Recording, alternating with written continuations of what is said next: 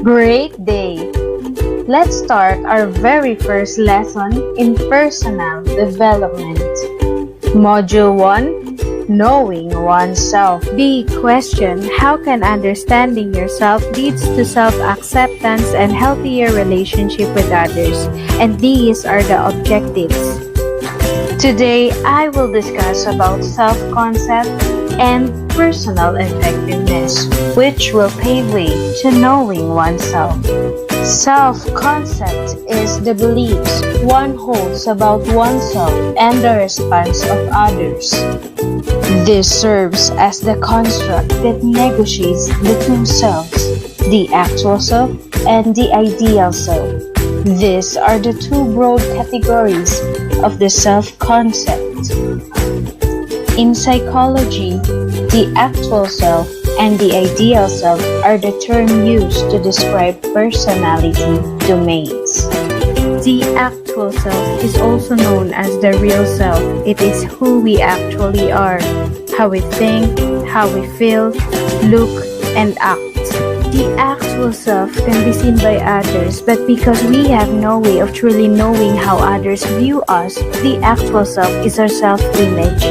Another portion of the actual self is the self-knowledge. Is derived from the social interactions that provide insight into how others react to you.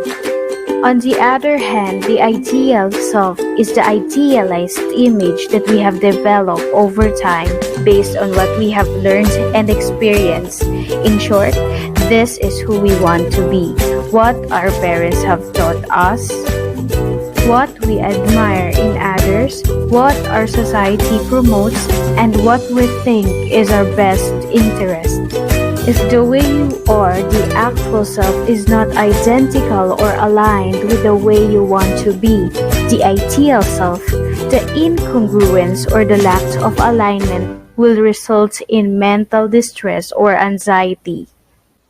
So, the greater the level of incongruence between the ideal self and the actual self, the greater the level of resulting distress.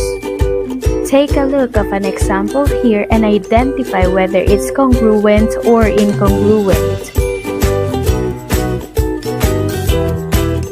Correct. This clearly shows incongruence because there is a great difference on the real self and the ideal self. They are not aligned. Let's make it congruent. To make it aligned, your actual self should complement your ideal self. And that is congruence. Your actual self is now aligned with your ideal self. Now, let's go back to our processing question and focus on the number 3 and 4. Let's reflect. How realistic is your self-image? And to what extent does it reflect yourself? That's great that you see yourself inclined with your ideal self. However, if you are unsure or doubting yourself, it's never too late to change yourself for better. Besides, we can do better because you are fearfully and wonderfully made. Psalms 139 verse 14. You are unique and we have these God-given gifts, talents, abilities, and personal effectiveness that help us strive for better.